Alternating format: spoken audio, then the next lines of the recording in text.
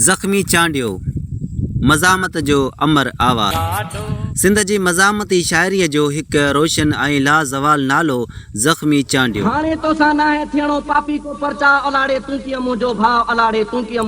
जंहिंजो असुलु नालो ॼाम ख़ान चांडियो हो। हुन पहिरीं मई साल 1961 ईस्वीअ ते मौला बख़्श चांडियो जे घर में जनमु वरितो। संदसि अबाणो ॻोठु नवाबाबाद हो, जेको ज़िले शिकारपुर जे ॾखण वारे इलाइक़े में वाक़िअ आहे। हीअ मिटीअ जो सपूत न सिर्फ़ु आला पाईअ जो शाइर हो, पर हिकु बाअसूल उस्ताद, बहादुर क़ौमी कारकुन ऐं हिकु सचो समाज सुधारक पिणु हो, जंहिं पंहिंजी सॼी ज़िंदगी इल्म, शऊर ऐं मज़ामत लाइ वक़्फ़ करे छॾी। ज़ख़्मी चांडिए पंहिंजी तालीम जो आगाज़ government middle school Ali Khan मां कयो, जिते हुन प्राइमरी खां 8वीं क्लास ताईं तालीम हासिल कई। मैट्रिक हाई स्कूल ॾखण मां पास करे पोइ हायर सेकेंडरी स्कूल शिकारपुर मां इंटर मुकमल कयाई।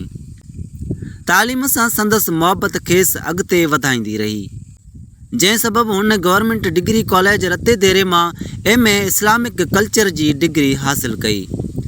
दिसंबर 1979 ईस्वीअ खां तालीम खाते में प्राइमरी उस्ताद तौरु पंहिंजी अमली ज़िंदगीअ जो आगाज़ कयाई ऐं पंहिंजे शागिर्दनि जे दिलनि में इल्म जी रोशनी ॿारे साल 1984 ईस्वीअ खां हुन शाइरीअ जी दुनिया में क़दम रखियो।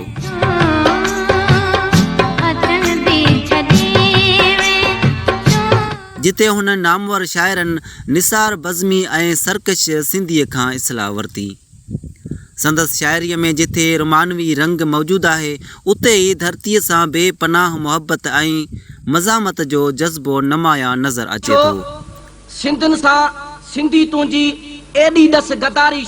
संदसि लफ़्ज़नि में सचाई, दर्द ऐं बग़ावत जो अहिड़ो रंग हो, जेको हर पढ़ंदड़ जी दिलि में लही वेंदो हो। साल 1991 ईस्वीअ में हुन सिंधी अदबी संगत ॾखण जो बुनियादु विधो, जेको संदसि अदबी ख़िदमतुनि जो हिकु वॾो मिसाल आहे। हुन सिंधी अदबी संगत शिकारपुर जो ज़िले राब्ता सेक्रेटरी तौरु बि ख़िदमतूं सरअंजाम ॾिनियूं। हुन खां अलावा सचवा सिंध जो मरकज़ी नायब सदर ऐं सेक्रेटरी आल सिंध रिसोर्स पर्सन तंज़ीम जो अॻवान, गस्टा ज़िले लाड़काणे जो प्रेस सेक्रेटरी ऐं human rights commission of Pakistan जो सरगर्म कारकुन रही हुन समाज जी बहितरीअ लाइ बेमिसाल जिदोजहद कई।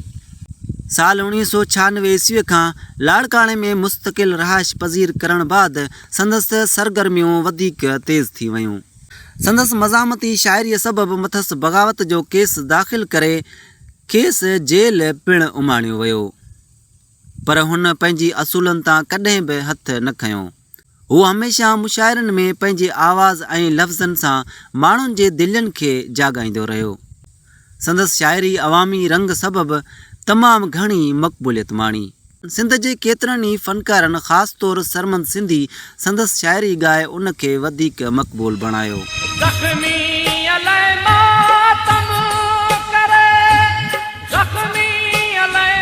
ज़ख़्मी चांडियो जो फ़िक्री लाॻापो साईं जीएम सैयद जी वाट सां हो ऐं हू शुरू खां आख़िर ताईं हिकु बहितरीन इंसान रहियो।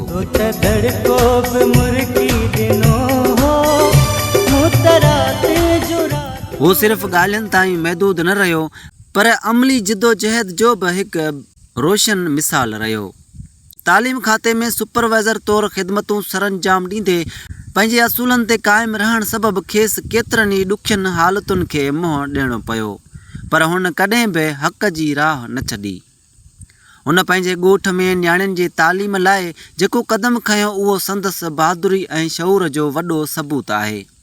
हुन क़बाइली ज़हनियत खे ललकारींदे छोकिरियुनि लाइ स्कूल खोलारायो ऐं हिकु नियाणीअ खे उस्ताद तौरु मुक़ररु करायो।